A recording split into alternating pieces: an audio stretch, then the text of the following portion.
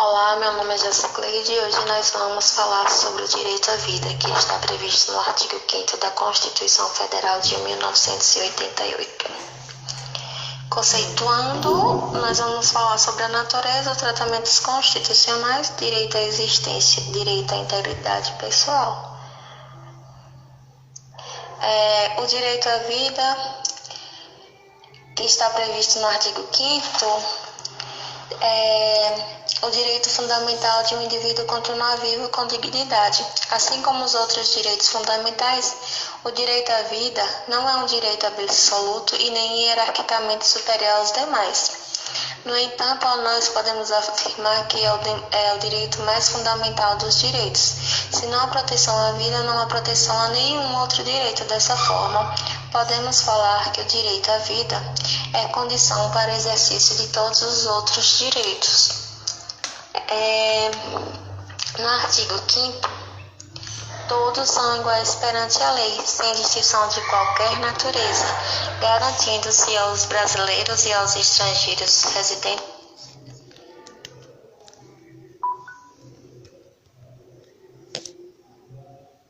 residentes no país a inviolabilidade do direito à vida, a liberdade, a igualdade, a segurança, a propriedade nos termos seguintes. Então, o que é que isso quer dizer? Que o nosso direito à vida, se observarmos a Constituição, o ordenamento, ela surge uma grande polêmica em relação ao início da vida. Não existe uma previsão constitucional legal para o início da vida. E isso gera alguma polêmica, porque nós temos na legislação o nosso marco para o fim da vida, que na lei de transplante de órgãos, nós temos a Lei 9.434 de 1997, a previsão de que a morte, o momento da morte, ela se dá com a morte encefálica, mas não existe uma previsão na Constituição ou no ordenamento sobre o início da vida. Isso sempre suscita discussões. Quando é que a vida ela vai e deve ser protegida? Implícito no direito à vida está o direito a continuar existindo. A luta pela sobrevivência, o de manter-se vivo, é o direito que fundamenta. A legítima defesa e o estado de necessidade está no caput do artigo 23, 1 e 2. Nós temos em tratados internacionais o Pacto de São José da Costa Rica, por exemplo, no seu artigo 4º, que a previsão da vida ela deve ser protegida desde a concepção, mas o Brasil ele vem se afastando dessa teoria concepcionista. Nós podemos perceber isto por decisões do Supremo Tribunal Federal em casos importantes, como na DPF 54. Nós temos dois casos importantíssimos da jurisprudência, a DPF 54 e a ADI 35-DS. Na DPF 54, a discussão era sobre a interrupção da gravidez em caso de anencefalia. Seria considerado aborto? Seria possível a mulher interromper a gravidez no caso de anencefalia? O Supremo Tribunal entendeu que sim, que é possível interromper a gravidez, nesse caso que não configura aborto, que é um fato atípico, porque a teoria adotada pelo Supremo, nesse caso, fazendo uma analogia com a legislação, se a morte ela acontece com a paralisação da atividade cerebral, a vida ela se iniciaria com a formação do sistema nervoso central, o que não acontece em casos de anencefalia, portanto, não há de se falar em vida a ser protegida juridicamente. Nós não teríamos aí o crime de aborto. O Supremo entendeu que obrigar uma mulher a ter uma criança seria uma violação da sua integridade física, psicológica, da sua dignidade, violação de sua liberdade de escolha. Se ela resolver levar adiante a gravidez, tudo bem, mas o Estado não poderia obrigá-lo a fazer isso. Então, foi um ponto de partida para o início da vida. Nesse caso, que não configura aborto, que é um fato atípico, porque a teoria adotada pelo Supremo, nesse caso, fazendo uma analogia com a legislação, se a morte ela acontece com a paralisação da atividade cerebral, a vida se iniciaria com a formação do sistema nervoso central, o que não acontece em casos de anencefalia. Portanto, não há de se falar em vida a ser protegida juridicamente, e nós não teríamos aí o crime de aborto.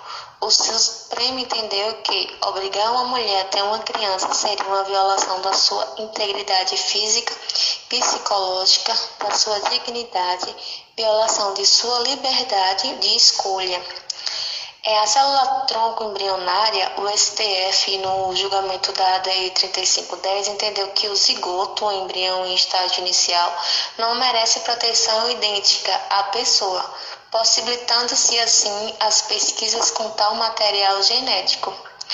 Então, no caso, se ela resolver levar adiante a gravidez, tudo bem, mas o Estado ela não poderia obrigá-la a fazer isso. Então, foi um ponto de partida para o início da vida.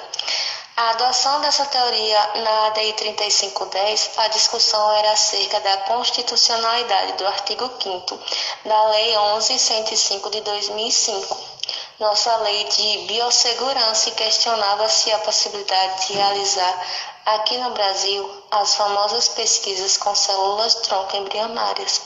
Com a grande vantagem de células tronco embrionárias, elas são pluripotentes, elas podem transformar-se em qualquer tipo de célula. Então isso interessa muito, especialmente na busca na cura de várias doenças, especialmente neurológicas.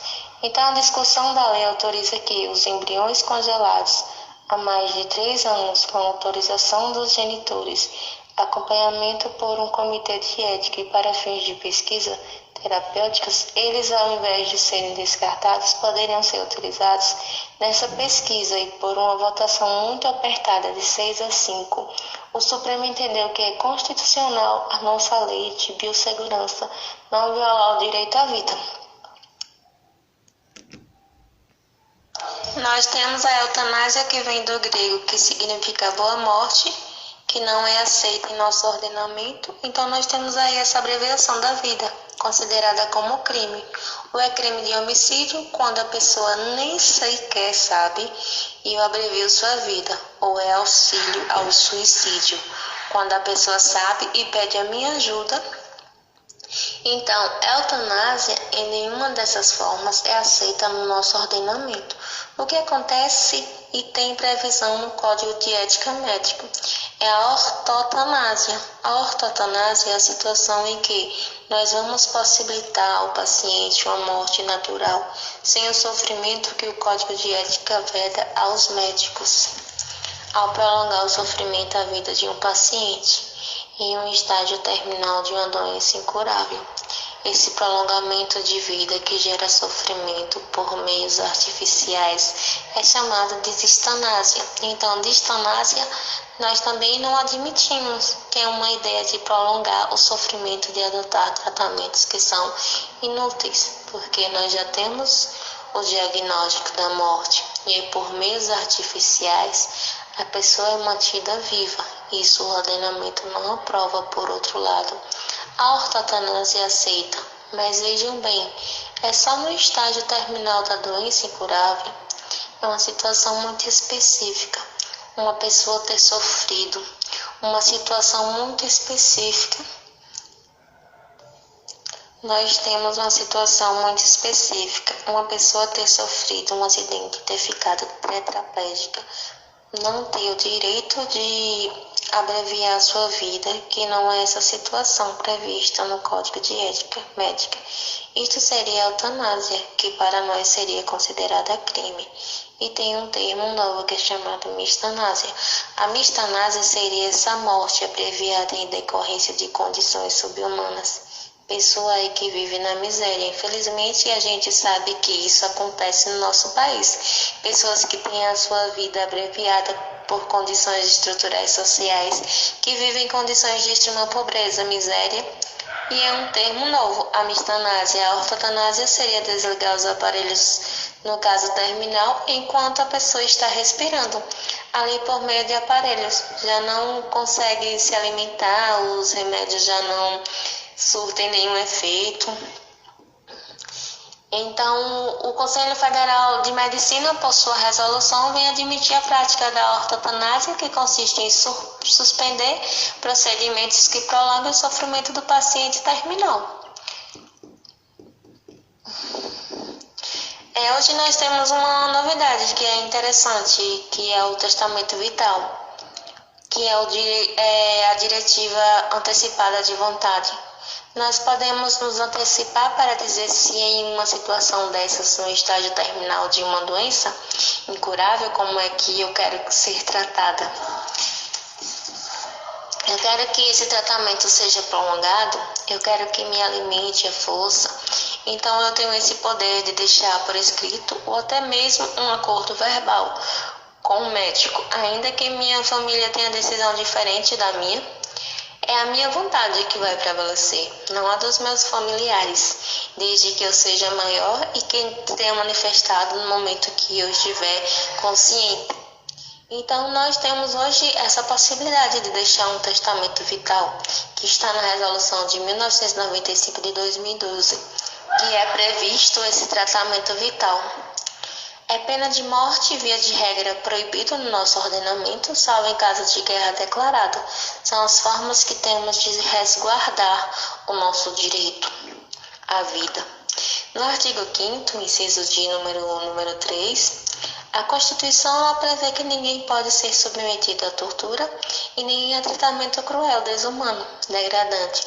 Podemos observar aí, no caso dos transplantes, tem lei própria e é a família que vai decidir.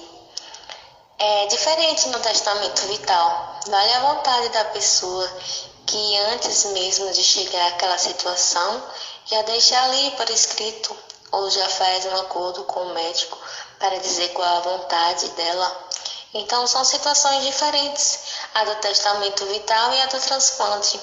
Lá no inciso número 3, no artigo 5º, resguarda também a dignidade humana, nossa integridade física, psicológica, proibindo a tortura nos termos da Lei 9.455 de 1997. Essa lei é bastante protetiva, porque a lei ela proíbe qualquer tipo de tortura física, psicológica, sexual, química, além de termos lá na Constituição, e ninguém pode ser submetido a um tratamento que seja cruel, desumano, degradante, ou seja, que coloque em risco a dignidade. Tudo que viola a dignidade é degradante. Então temos uma súmula vinculante importante para relacionarmos o inciso número 3 do artigo 5º, que é a súmula vinculante de número 11. Se a pessoa não oferece nenhuma resistência, não existe nenhum receio de fuga, nenhum risco para a sociedade, ela não deveria ser algemada. São penas de responsabilidade das autoridades. Mas veja que situação bizarra e no mínimo polêmica. No informativo 827, a decisão do Supremo, a apresentação do custodiado algemado à imprensa pelas autoridades policiais, não afronta o enunciado da súmula vinculante número 11. Se for a autoridade policial que algemar, não afrontar a súmula vinculante número 11, isso gerou uma estranheza na súmula vinculante número 11. O emprego abusivo da algema decorre de decisão judicial, ou seja, em um ato processual. Se no caso concreto a pessoa foi apresentada à imprensa pela autoridade policial algemada e propôs uma reclamação e o Supremo que não era caso, o Supremo ele alegou falando que não era caso de reclamação porque não estava sendo violada a súmula vinculante número 11. É no mínimo estranho, mas a decisão não seria considerada. Ele não falou em abuso de autoridades, mas ele disse que não haveria violado. São a súmula que proíbe o uso de algemas, e essa violação só se é aplicada no uso de um processo de um lado processual. É determinada por uma autoridade judicial. Se for uma autoridade policial que determinar, não ocorre violação, súmula vinculante número 11. O direito, ele tem... No artigo 827 do Supremo, então para fecharmos aqui, o direito à vida ele vai resguardar no capítulo do artigo 5º a proteção da dignidade humana, no inciso número 3 do artigo 5º, dos direitos importantes. A dignidade é o núcleo fundamental de todos os nossos direitos fundamentais.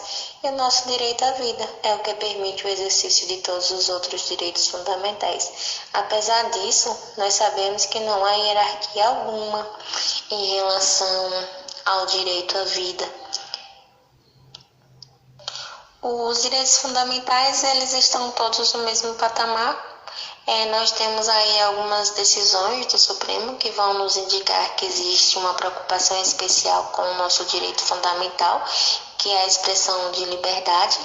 Mesmo não existindo hierarquia, nós temos o cuidado especial do Supremo, que é a liberdade de expressão. Podemos citar um caso também polêmico, que é a transfusão de sangue. Os pacientes que são testemunhas de Jeová, pessoas que estão em risco de vida, elas preferem morrer do que receber o sangue de outra pessoa. Se é um caso religioso, eles preferem seguir a religião, eles preferem morrer do que receber o sangue de outra pessoa. Então, isso é uma questão do direito de expressão, da vontade dele, né? Que segue.